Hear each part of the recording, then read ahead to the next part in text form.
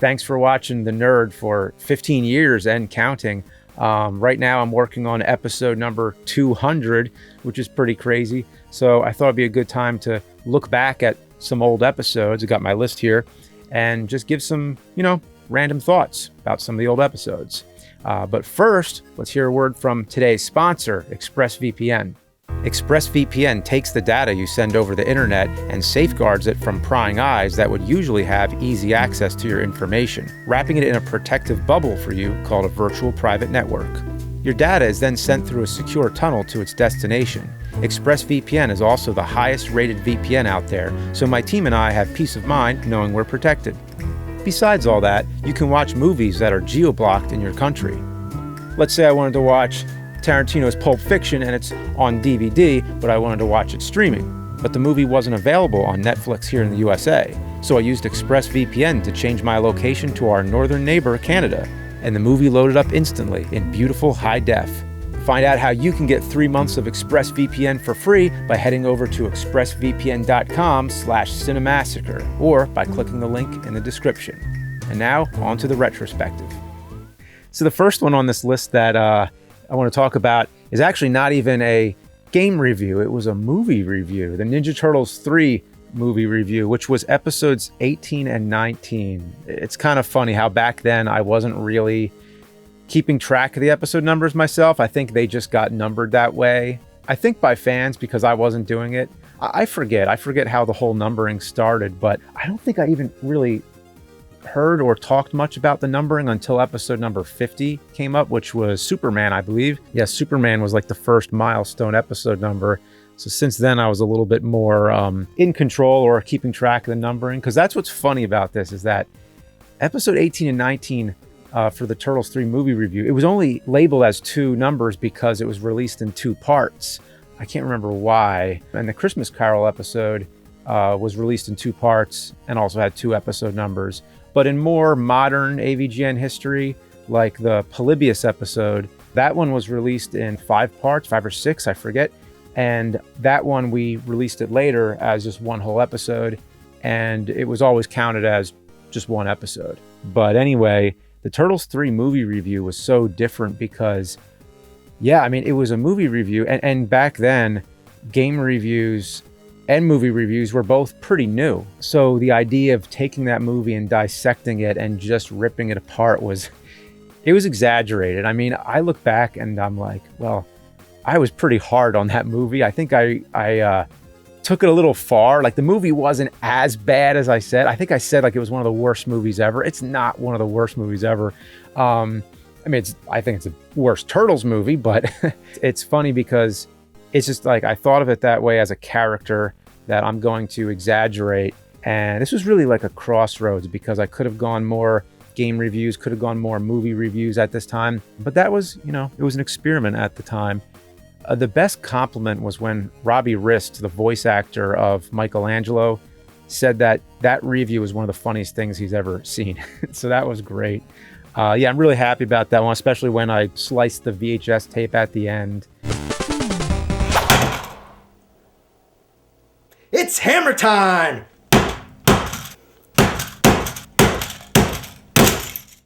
So then there's Plumbers Don't Wear Ties, episode number 74. Plumbers Don't Wear Ties, I remember that being one where I felt like I didn't know what to say about it because the game was so bizarre. It wasn't even a game. It was like you could hardly call it a game. It was so strange. And I didn't really even need to say much other than just like, look at this. Just look. So I'd be commenting directly on what I was seeing. Sometimes just kind of narrating what I'm seeing. So I didn't think at that time that it was really a good episode because I didn't really have much to comment, like because it was so bizarre. But a lot of people tell me that's one of their favorites. Like people love the Plumbers Don't Wear Ties episode. Sometimes you just got to go with something that's really ridiculous and it's just like, hey, what were they thinking? A more recent one from this year was the Game Gear episode based on the VHS tape with the Game Gear hotel thing. Boy, was that weird. Like that was one of the weirdest tapes I've ever seen. That episode was a ton of fun. The guy on the tape is just going nuts the whole time. And you're like, oh my God, like, how did they release this? Like, what were they thinking when they made this? It's just so bizarre. Yeah, I felt that was very similar to Plumbers Don't Wear Ties for me. Yeah, so the Game Gear Hojo episode, check that one out. Episode 170, Life of Black Tiger with Gilbert Gottfried as Fred Fuchs. He was great working with him. He was really pleasant, really low-key and calm. A lot of people have said he's kind of like me, where he's calm, but then once the cameras roll, he's just, he turns it on. He goes nuts. I just remember one part just trying not to crack up. And I'm just like, okay, I can't even look at him because every time I look at his face, I just feel like I'm going to laugh. So I turn away and then I just hear him yelling at me. And in my mind, I visualize the parrot from Aladdin yelling at me, and then I just lost it. Then I just cracked up. Episode 183, Echo the Dolphin. Now, this episode had the most rolling rock of any episode ever. I mean, it starts with the cans and it goes to the keg, and then we just submerged me. We did an entire underwater scene. That was the first and only underwater shot in a nerd episode. And I remember trying to scream fuck underwater. And it was harder than I thought because you go underwater, you hold your breath all the time. So I've never tried to scream something. So once you scream fuck, it's like the water is just like entering your system and it's like, I'm gonna fucking die. I need to get out of here.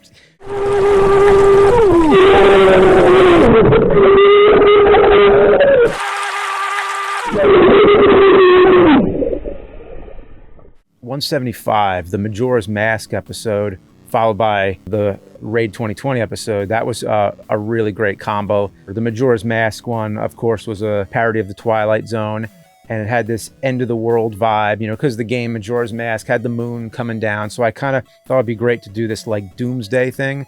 And then Raid 2020, that episode was hilarious. It had the whole drug satellite thing. Then you get a message saying to destroy the drug satellite. And then, wait. Drug satellite? Drug satellite. Wow. And a lot of those little animations we did, like the Karate Kid thing, I thought was hilarious. Oh, look, there he is. Oh, fuck. Yeah, that one I really enjoyed. It reminded me of the Street Fighter 2010 one, where it was like, wow, we made it all the way till 2010. Holy shit, I'm still making these videos. And jokingly would say, oh yeah, in the year 2020, I'll do Raid 2020. And then, well, here we are. So episode 164, Home Alone games. That was really fun. Having Macaulay Culkin here in the room. I always thought, if I ever met him, I wouldn't talk to him about Home Alone because he gets that all the time. So I talk to him about anything else, really. But no, then we end up reenacting the whole trap sequence. And but it was cool because, when we talked about it originally, I was like, is he cool with this? Is it, doing a Home Alone episode? Is he sick of this yet? And, they were like, no, he's glad to do it. So I felt honored. It was really, really awesome. We had a lot of fun with that one. 109, Atari Sports. I remember this one was an episode I never thought I would do. I never thought I'd do an episode based on sports because, I really don't know anything about sports pretty much. So, I'd always felt like the episodes had to be something where I'm an expert on the topic because he's the nerd. So he's kind of supposed to be like the authority on the subject. But then I thought, well, why not do the opposite? How about have an episode where I don't know what I'm talking about? Like, who's John Madden? He doesn't even look like an athlete, that kind of thing. That one really was really fun acting out those parts, like the fucking football and all that kind of stuff. That was great. How the Nerd Stole Christmas, episode 97.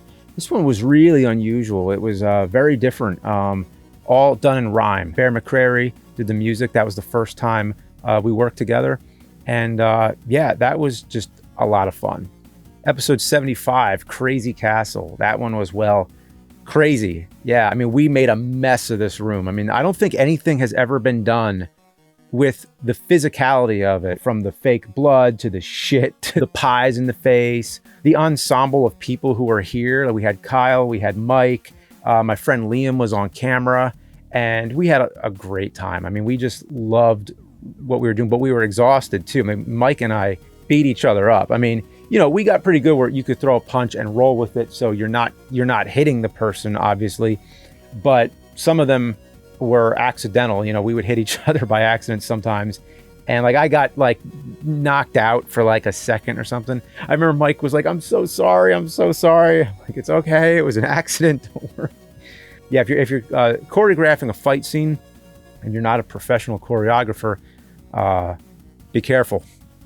54, Deadly Towers. That was an unusual one too, because that was where we had the fans write the episode. It was very complicated to do because there was like thousands of emails to sort through and to organize it in a way where it would make sense in the script. So it was like a line from one fan, a line from another, talking about the graphics, talking about the sound and everything. You know, I thought it was a interesting idea, and you know, just a big thank you to the fans, and try to make them be, you know, a part of it more. Number 34, Fester's Quest. This one, I remember the game was so hard, but there's something I learned about the game many years later, was that I was making a mistake. I was depowering my gun, because you get power-ups, but then you get these like de-power-ups that actually downgrade your gun. So I just thought it was just taking a really long time to upgrade it. And sometimes it would go back to like the shittier gun. And I'm like, I don't understand. Like, why is it doing that? That's because I was picking up the downgrades. I think that makes the game a lot more playable, actually. Let's go way back. Let's pick an old one here. So number 3, Karate Kid.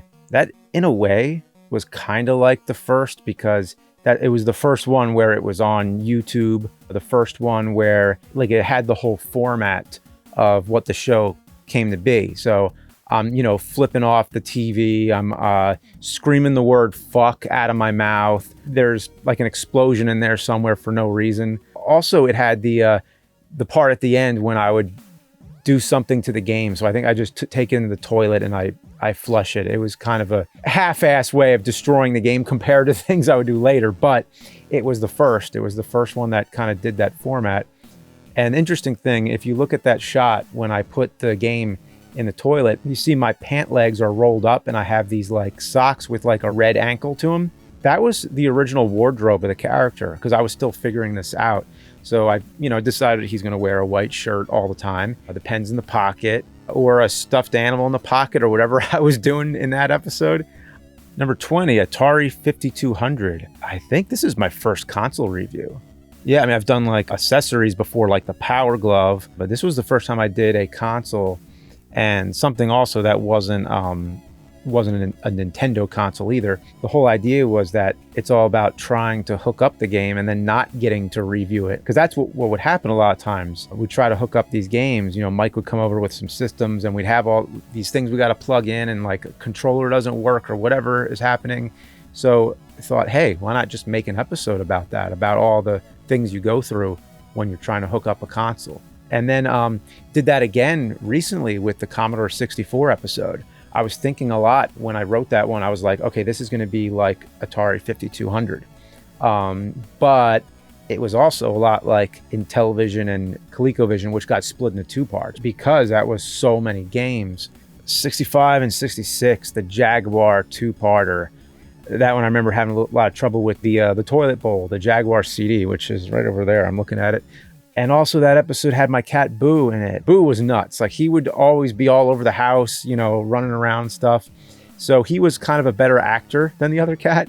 So if I ever needed something like that, all I needed was a laser pen or something, and he would chase it. And that's what we did in that scene. I just had the cat just chasing it, and then I put the Jaguar cube on top of it. Well, I guess we should talk about episode 100, shouldn't we? Rob the Robot. That episode still might be my favorite because it has a story to it. Just the interactions with the robot is really funny. And then it turns in that big battle scene.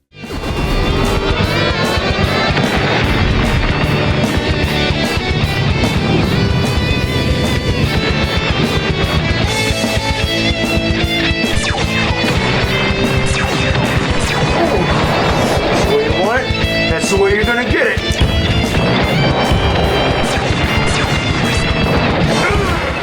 Yeah, let's talk about Mario 3, that episode. Holy shit. I remember while I was recording that, I lost my voice for a bit. Thankfully, it didn't happen when I needed to record my parts, but my voice sounded like in The Exorcist, Linda Blair, or whoever, the demon Pazuzu. I sounded like that. So when I said the lines like, you know, your mother sucks cocks in hell, it was like, that was actually my voice, what it sounded like then. Your mother sucks cocks in hell.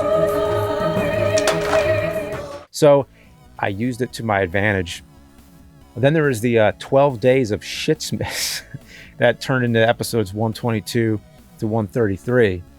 I think when I went into it, I was thinking they would be like really short episodes. Some of them were pretty, like a few of them were like 3-4 minutes, but like some of these were like over 10.